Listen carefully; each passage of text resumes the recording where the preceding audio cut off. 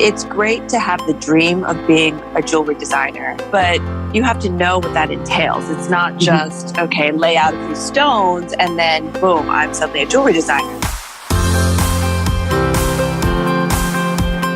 You're listening to Thrive by Design, business, marketing, and lifestyle strategies for your jewelry brand to flourish and thrive. Let's get started. Welcome to the Thrive by Design podcast, episode 173. Hey there, I'm Tracy Matthews, the Chief Visionary Officer over at Flourish and Thrive, and I'm excited to be here today because we are talking all things scale. And I love talking about how to grow your business so much that today's episode is all about problem solving and how to problem solve when you're trying to scale your business. So I have a very special guest on the show today. Her name is Jean Zippo, and she is the founder of Swoonery.com. She has a really robust history in the jewelry industry. She comes from a manufacturing background, and she also has a background in tech and as an attorney, as you're going to see. And we just had a really interesting conversation because one of the things that we discussed in this interview, and one of the things that I know growing several businesses over the years, is that the problems that you have when you're starting your business are so different than the problems that you have sort of as you begin to grow, and then the problems that you have as you start to scale. They are all different, and you have to approach them in a very, very different way. And so problem solving, we got into the jewelry industry because we probably are great problem solvers when it comes to making a piece of jewelry, but you also have to be a problem solver when it comes to running a business. And so we discussed some really great issues in this, from manufacturing, from how to scale up and scale down, and all the way to really how to approach your business in a way that is mindful and helpful.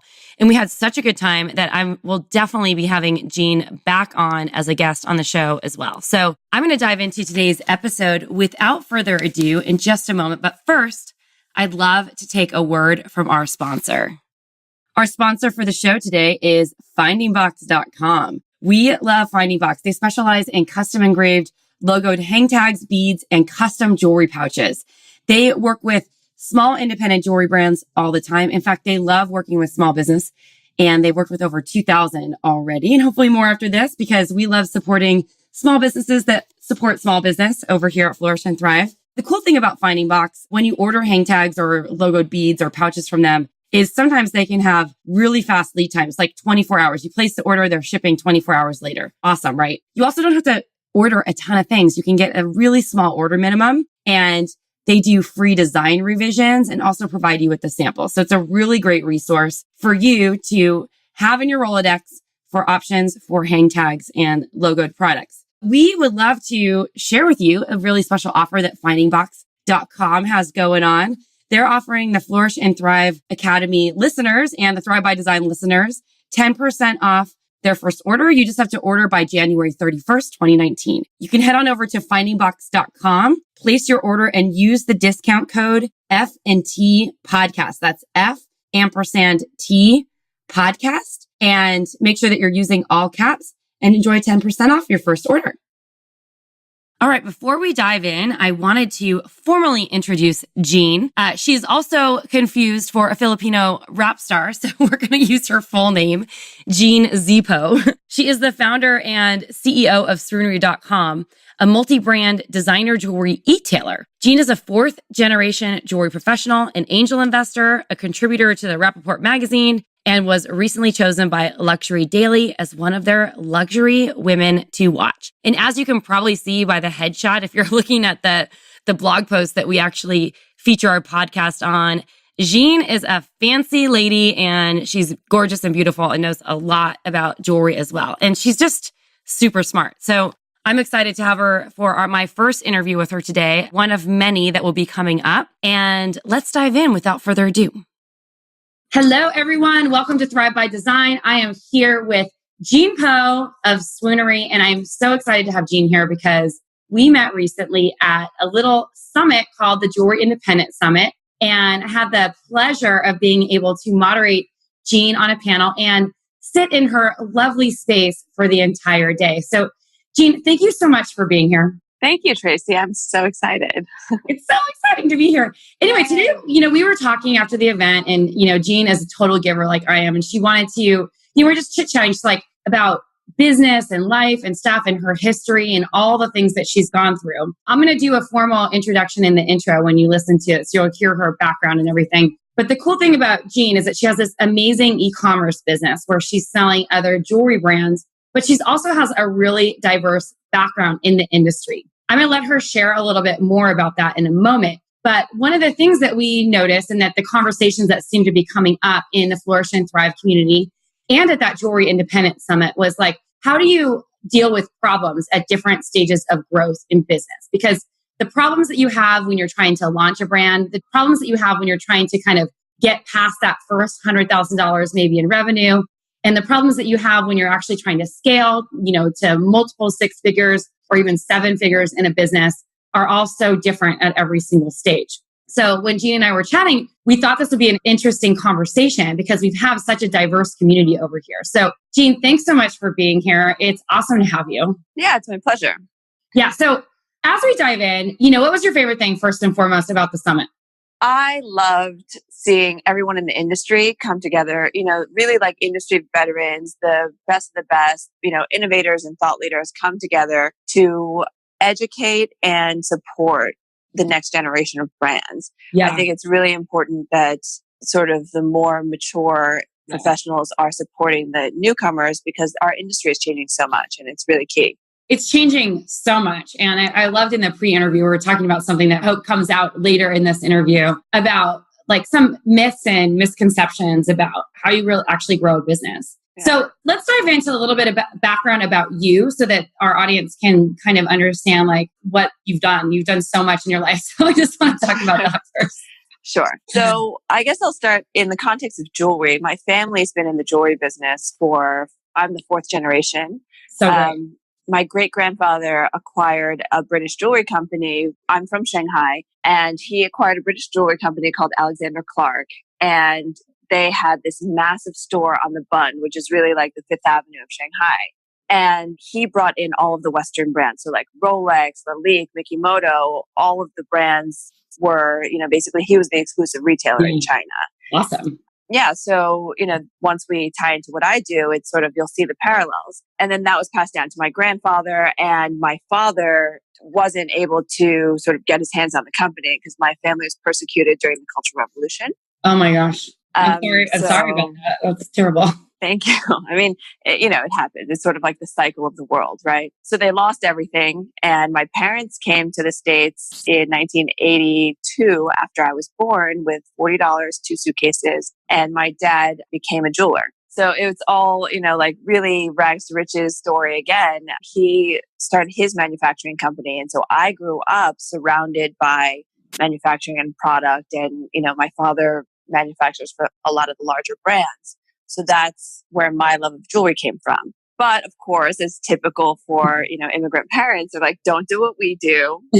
Get an Ivy League education, become a banker, lawyer, a doctor. So I became a lawyer, and I was doing private equity, venture capital, mergers and acquisitions. And then about 5 years into my law career, I just happened to start working on startups. And so that's when I started investing in tech startups as well.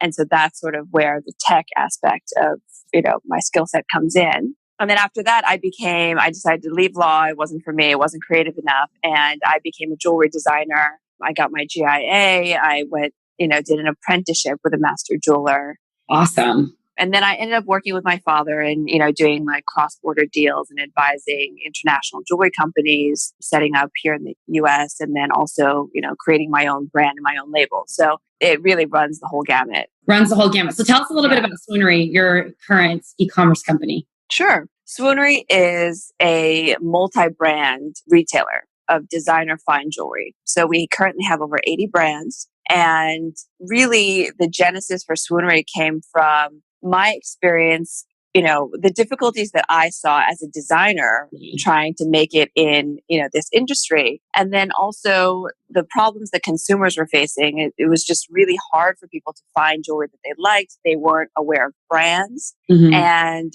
all this was happening about 3 years ago. And I saw that, with digital and e-commerce, or digital in general, I sort of got the idea, and I was like, people aren't going to be going to stores anymore. It's all going to be online.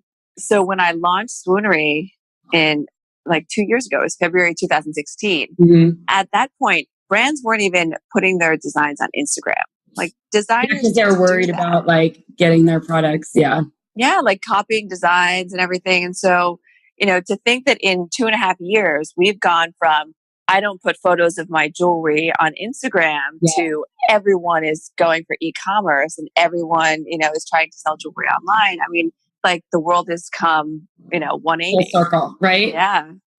I did an episode a while ago. Would people actually really buy luxury jewelry online? And I have always said yes. But I think that the way people buy online luxury jewelry in particular is very different than cheap fast fashion. How do you think it's different?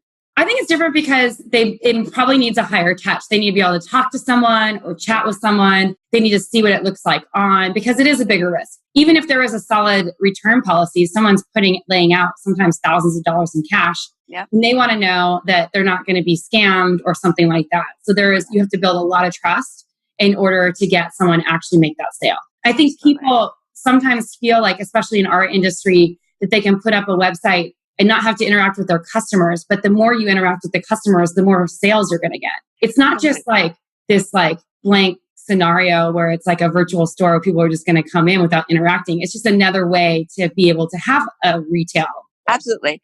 And one of the things that I really invested a lot in when I was building Swoonery was thinking about how we could replicate a personalized experience digitally. Yep. So, like jewelry, it's such a personal purchase. It's so much aesthetic based, right? Yeah. And so in a space where people aren't familiar with that many brands, what we decided to do is build a recommendation engine that actually understands your style. So, on the mobile, if you, going to swoonery.com on mobile, you'll see a little button that says take the style quiz. So you pick 3 pieces that you like. And once you do, your entire browsing experience is personalized to your taste. So you're only seeing jewelry that is like, if I like bold, niche, funky pieces, like that's what I'm seeing. So that's really where we're innovating in terms of like the luxury experience online. That is so cool. And in so many ways, because one thing I feel like I shop, let's say on Intermix a lot. And sometimes I'm just I don't have time to run to the store because I prefer to go to the store, quite frankly, because there's less in the store than online. It would be so useful for them to have tech like that, just to understand what I really wanted in not just suggested for you, but to edit the shopping experience. I would probably buy a lot more on their website. I mean, if you think about it, that is one of the problems with digital, right? It's you have so much choice that if I were to type in white V-neck or white button down, I mean, it tells me nothing about what style it is, right? Mm-hmm. I want something a little bit funkier, a little bit more avant-garde, but that's not, I still have to spend hours and hours. So I really think that the future of luxury e-commerce is going to be that personalized experience. Where it's not just based on tags and color, material, but it actually understands who the customer is and what their style is. I mean, forget shopping on Shopbop. You type in white t-shirt and 1,000 things come up or something. Yeah, totally. It's so nuts. Cool. Okay. So let's talk about business. Now, one of the things that designers ask all the time, can I get a business partner and I want to get investors for my jewelry brand? And now I remember tackling the same question probably 15 years ago. And before that at different stages. And I would, I have an opinion about that. But I would love to more than anything, just hear your opinion about that. Is it possible? Is it something that people do? What's the deal with it? Well, so when I started Swoonery, I did get investors. But Swoonery really is essentially a tech platform, right? It's a startup. And so I was innovating in technology. And so I went to the usual angel investors, etc. The jewelry business, and especially for a brand, is very different than that. One of the biggest risks in jewelry is inventory cost. Mm-hmm. And so from an investor's point of view, they're not inclined to invest, so that you can buy diamonds and gold and build out collections that then go and sit in retailers on consignment. It just doesn't make sense for them. So on top of that, before we used to have banks making loans. Do you remember the banks would make loans to like the diamond guys and everything? Yeah. And, there was just so much scandal around it in recent years, like people getting ripped off or, cooking the books, that now banks aren't loaning to brands either.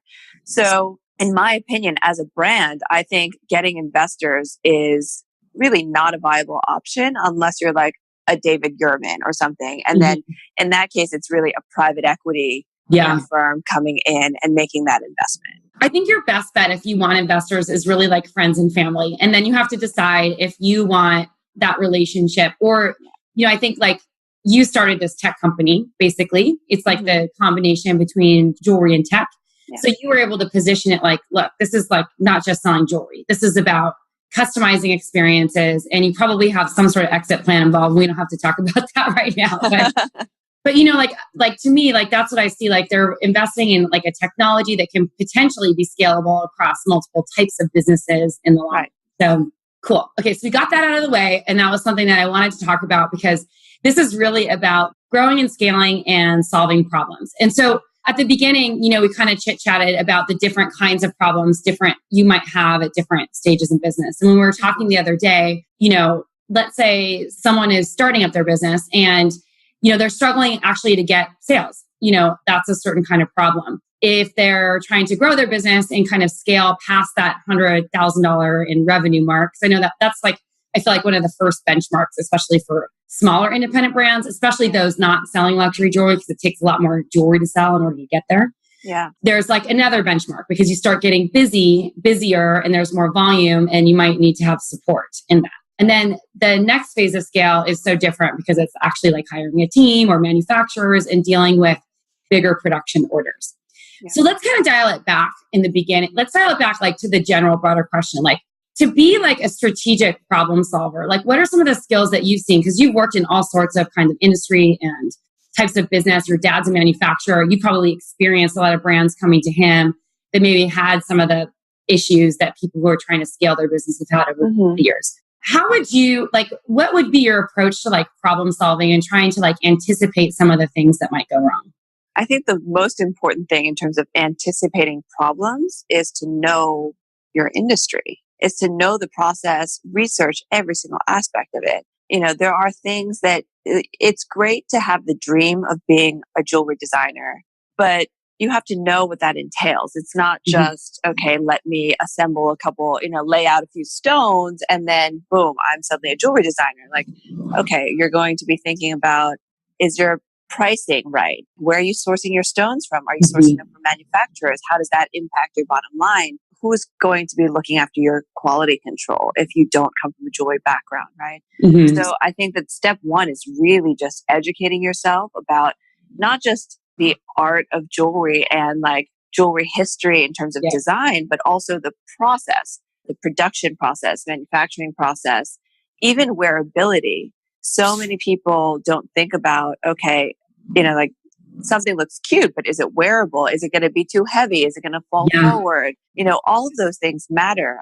And then thinking about, okay, so how am I going to go to market, right? It's very different to have private clients at first versus then starting to work with retailers. So every step along the way, it takes intensive research and, just educating yourself about, what the issues are, what to look out for.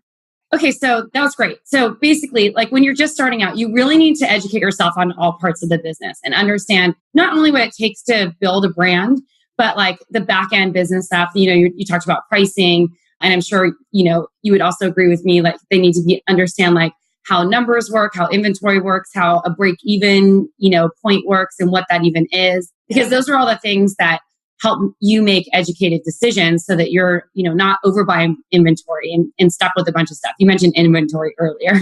And, you're really able to build this solid platform that can grow on and continue to rise. Now, as the business starts growing, you start having a different set of problems because once you're kind of like at the 100, 200, 300 mark range. Also, I think depends on your type of business model, because if you're selling fine jewelry, you could certainly be a solo business owner and just have a few contractors helping you and still probably do like 300 grand or something like that in sales because the price point's higher. But if you're selling lower price point jewelry and you're, selling $300,000 in volume, that requires a lot more pieces of jewelry to actually do that and requires like a little bit more work. So you're probably at that point going to need to think about hiring a team or a manufacturer or some sort of partner to help you not only manage and run your production, but to deal with the receivables and the financials of the company. You might even have salespeople that you're working with. So you kind of come into different sort of issues as you're running that. Do you have any advice for people who are kind of in that stage, kind of getting past that $100,000 mark, where they're starting to have to think about getting people to help them with the next? Yeah, I think for me, given how e-commerce has changed businesses, right? I would say start with a direct-to-consumer business first. That really wasn't as available when we were, sort of starting out because no one bought jewelry online back then, right? But having an e-commerce website, it allows you to do a few things. It allows you to build up your client base, start making some revenue, and it allows you to test and really see what customer response is to your jewelry. So you're not, making like a 50-piece collection and then, only selling 2 or 3 pieces, right? So it gives you a lot more data to work with. I can't emphasize enough how important data is, no matter what stage of your company. Like you should just know, how are people reacting? What are you doing about it? I love that you say that because no one likes it. They're like, no one's buying, but like you just use it. Like if someone is stuck, like all like 3 pieces are buying or selling, but the rest isn't. It's just information. Like people take it so personally. It's like, this is information that you can use to become better. Yeah, completely. I mean, it's like, the same thing. It's like, okay, if even like in a dating scenario, right? Like I don't do well. I don't bat well with this type of guys. I do really well with this type of guy, right? Exactly. It's sort of like, okay, adjust. It's common sense, really. I like to make analogies about dating all the time. I think me too. Really funny. We're going to get along great. Because that's what sales is, right? Like dating. It really is. It really is. But I think your question was probably really more geared around like how to hire a team and at what point do you know that you need a team, right? Yeah.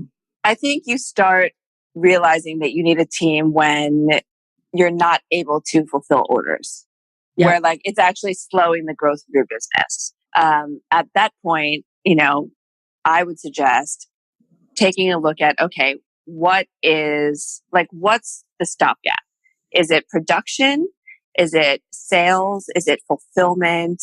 Or is it, like management of some sort? And then once you figure out where to target, then that's, the person that you hire. I don't think that there's a general rule, like this is the first person you should hire. However, always bring in the sales first, right? So there's you think sales over like low level admin work? 100%. Okay. 100%. And I say that because I made that mistake at Swoonery. I invested first in, tech and then in marketing, right? And there's 2 trains of thought there. One is like sort of where the tech world comes and it's like, okay, like just build it. And then if you build it, they will come, right? And it's like companies like Uber where it's like, who's gonna use like driving services? And then you build it and then they come, which is great. But the investing environment at that point and still doesn't really get jewelry. It doesn't really understand this problem that we're solving for jewelry, right? So then I have to prove my value in sales. And so once I started seeing like, okay, this is how much we're spending to build the tech versus this is how much we're spending on marketing and sales, one delivers like returns, whereas the other one doesn't. And so when you have limited cash flow or budget, always look at growing your budget and your cash flow first. Yeah. So investing in the growth and then hiring the support behind the growth. Exactly. And there's different ways to do that. So thanks for clarifying that because that makes a lot of sense. So that might look to some of you like running Facebook ads or strategic Instagram ads or something like that, or even focusing on investing in someone who's going to help build the right kind of SEO for your company because there's all different ways to get traffic to your site. So thank you for clarifying. And we're hiring like a technical salesperson, depending on the business model. Yeah. Absolutely. And so the flip side of that, right, is that you have so many sales coming in and everyone wants this problem. You have so many sales coming in that what's slowing your growth is your inability to fulfill it. Yep. Right. At that point, then your hire would be different. It would be, okay, let me look at either, is it a production issue? And so I need to find an offshore manufacturer, or is it, I just don't have the bandwidth to process all these orders myself and I need an admin to help me. Or even like a couple of production workers. Yeah. I mean, there's so many ways to approach production because if you're getting super mass orders overseas might be good, but there's also opportunity for local manufacturers or piecework type of work, or even setting up a studio where people can come and you hire them and train them to work for you. So multiple scenarios there on scaling. And this brings us to another thing that we talked about the other day too, which was about, how do you plan to scale up and problem solve there? And how do you plan when you have to scale down? Because this is something, especially if you want to sell to retailers, that can happen. Like if a retailer drops your line or they're only buying for one season, because places like Anthropologie and Sundance, sometimes, it's seasonal buys that they're doing. I'm not sure how Swoonery works. If you're doing seasonal buys or if you are investing in or partnering with designers for a long time, but every retailer is different. And so you have to be prepared and think that through. So what's your advice on scaling up and scaling down? Well, I think first, having a strategy with respect to your retailers really makes a difference. The way that Swoonery operates is that we don't do consignment and we don't purchase. Everything is dropship.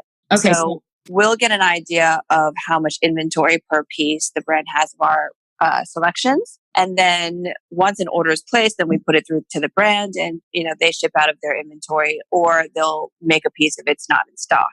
It makes my job a little bit harder because now we're also managing the client side and their expectations. But I really believe that inventory is a huge, risk for brands and it's really harmful to our industry. Now, having said that, if you do have a strategy of working with particular retailers and you end up, sort of producing a line for them and putting it on consignment, one of the things that I would advise thinking about is what are you going to do when the pieces come back?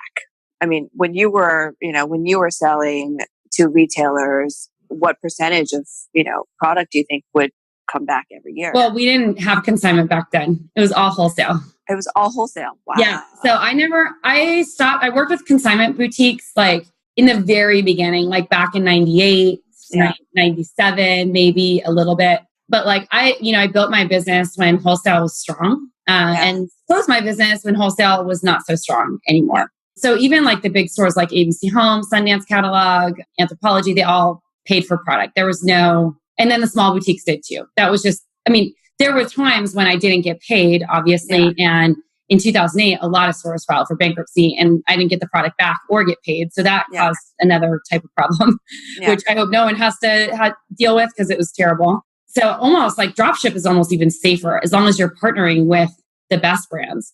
But for stores that actually or people who actually do that and sell on consignment, what I would tell them is to start slow and to make sure that they're partnering with people who are actually going to sell their product. Because my feeling is that a lot of times stores just want inventory to fill up their shelves and they're not as committed to selling the work because they don't own it when it's on consignment. So I agree.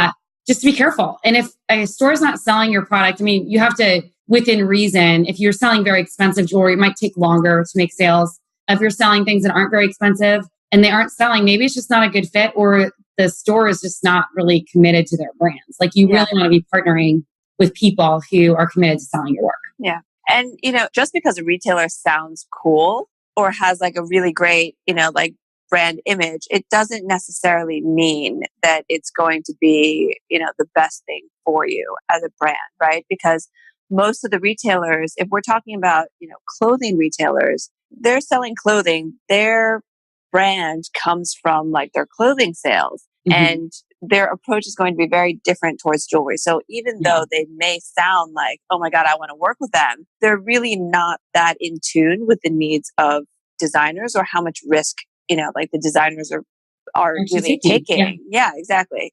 So it really, the responsibility falls on you to understand like what's the impact of working with, how many stores and like what's your reach and all that stuff. The worst situation to be in is to have agreed to work with all these retailers, produce product on consignment, and then realize that it doesn't sell, and then it's returned to you.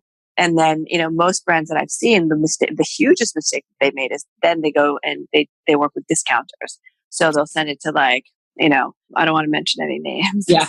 But, to discount sites, and then you've ruined your brand equity. And then it lives on a digital platform as a discount product, and, game over, really. Yeah. Thank you for saying that, because discounting is the worst. The worst sales strategy in the world. Yeah. Yeah. It's funny. We had this designer. She was really struggling to sell this piece of jewelry. She kept lowering the price. And then she's like, I'm just going to raise the price and see what happens. Yeah. She raised it and it sold within 15 minutes. Yeah. It really, especially now when there's so many jewelry brands sort of entering the market at a lower price point. Mm-hmm.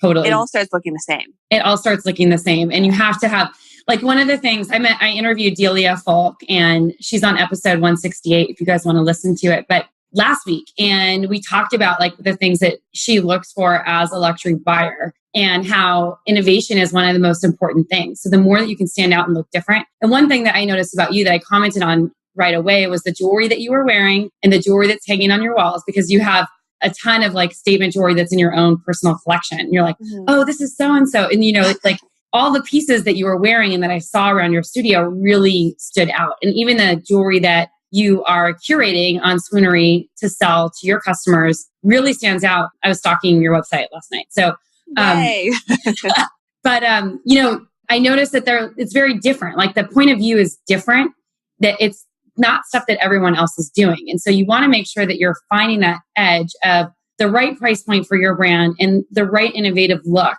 that, you always are going to need some of the basic core pieces to your collection, but to make sure that you are positioning yourself as a brand in a way that shows who you are, and creates that signature style. So I think that's the most important thing. Totally. Okay, awesome. This was great. Thank you so much for joining me. You're welcome. I'm having so much fun. I could talk about the jewelry industry for years. I'm gonna have you back on. Let's just have you back on. Okay. For another we'll keep just finding different topics and I'll have you on. So tell us a little bit about Swoonery. And you also have this amazing space. You can kind of see it in the background, beautifully decorated as the sun is coming into the window across. I know. How perfect, right? I should just it's magic hour, and I'm just going to lean here.